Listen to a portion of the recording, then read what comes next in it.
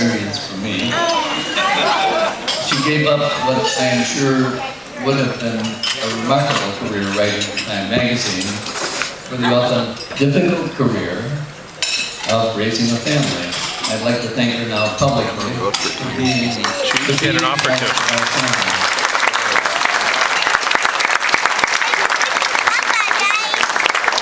There are many memories I treasure from the past 50 years. I remember especially driving through the northern suburbs after the wedding reception on that brisk, almost cold October day 50 years ago. In those days, the bride and groom did not stay till the end of the wedding reception, so we left and headed for Milwaukee in the afternoon, the first stop on the way to Mackinac Island. It was my as yet undeveloped sense of planning that took us through the northern suburbs instead of directly to the Eden's Expressway. I had a general sense of where Milwaukee was and figured if we headed north we'd get there eventually. I was not then the driven individual you see before you. The driven individual. Anyway, as we drove north in my brother Bud's old Dodge, the leaves cascaded down from the trees in a shower of red and gold. It was delightful. I took it as God's blessing on our marriage. But we were mismatched. Imagine this quiet, beautiful, already accomplished young woman sidetracked from an ambitious career path into marriage with the clerk of Oxenford. Likes to have tomes of Aristotle and his philosophy at his bed's head. A Latin major, then working for a pittance at the most medieval job in Chicago, at an outfit called the Catholic Press, where he was engaged in putting together a 4-volume Catholic missal. And there were plenty of other good missals available. I had a long way to go to come up to speed with Mary, centuries in fact. One of the first things she taught me was that we were not going to conduct our family as if it were a monastery. She had been to school with the Benedictine sisters. She had been to school with the Benedictine sisters. If she had wanted to join a monastery, she would have become a Benedictine.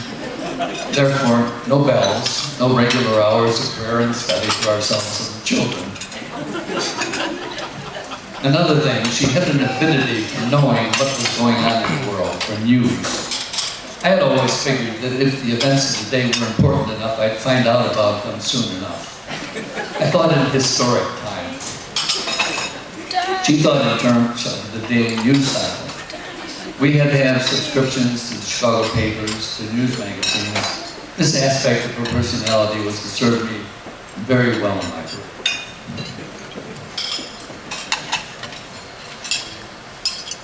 We were Catholics born before the Second Vatican Council. We were married at, well, I understand now, 10 o'clock. I thought it was 11 o'clock in the morning, between 2 funeral masses during an interregnum. Pope Pius XII, the only pope we had ever known, had died. This had our Archbishop John Cardinal Meyer. A broad band of black and purple crepe was festooned over the entrance to St. Ignatius Church for our wedding. That should have told us something.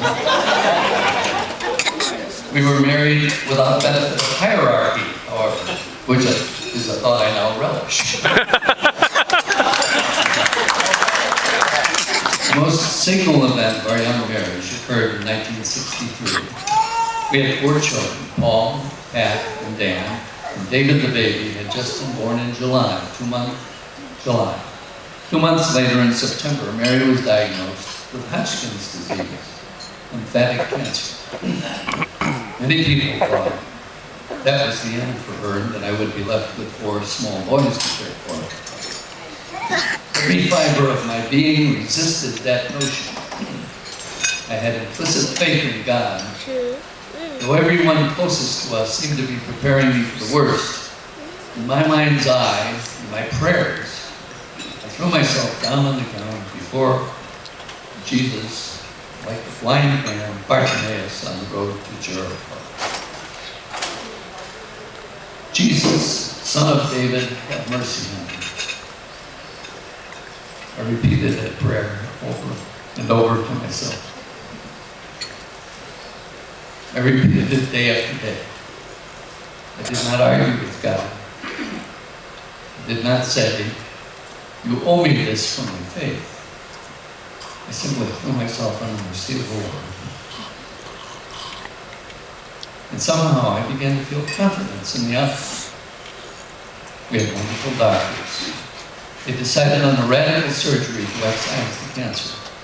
They performed the operation on September 12, 1963. No one knew whether the operation would be successful. This was before the days of chemotherapy. I believe we could have had radiation, and the doctors decided against it, thank God. I was certain the operation had been a success. And I kept repeating that message to Mary until she finally believed. That was more than 45 years ago. We subsequently had 5 more children. No other challenge in my life compared with that of the threat to Mary's life.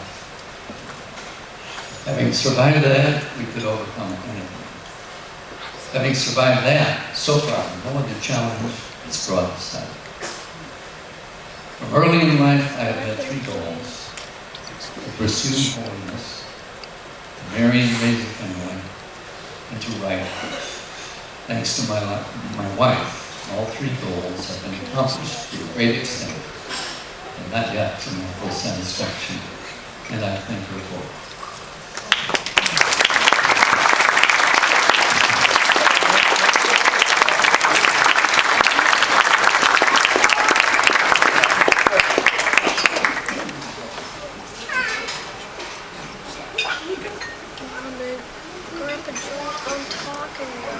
That was wonderful. Thank you. So I put together a slideshow that consists of pictures that people sent me, Dad in particular, Julie, other people, you know who you are. And before I started, I just want to say that Julie and Mary Jo and I were kind of we had our own family unit, being the 3 youngest, and the older siblings, they had grown up and gone to school, they had sort of blazed the trail, and frankly had broken in Mom and Dad. So I wanted to publicly acknowledge that. Thanks, guys.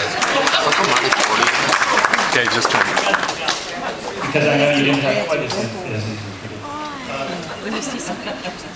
But what I found out when I was putting this slideshow together, there were a lot of photos I've never seen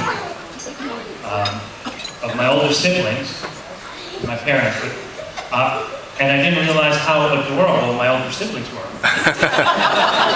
How adorable. They weren't adorable when I was a kid.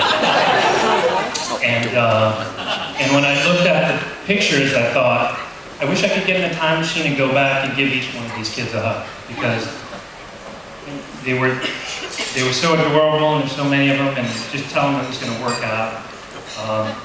Except for Pat, really. He wouldn't have taken it the right way. Even what? He wouldn't have taken the right way.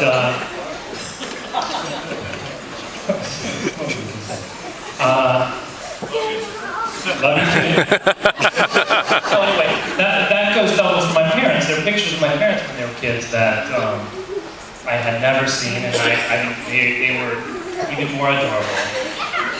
But as it progresses, and we'll show you the slideshow, the thing that I'm left with was, the question I'm left with was, how did you do it? How did you have 9 kids, feed them, and clothe them, and teach them? And this is actually super.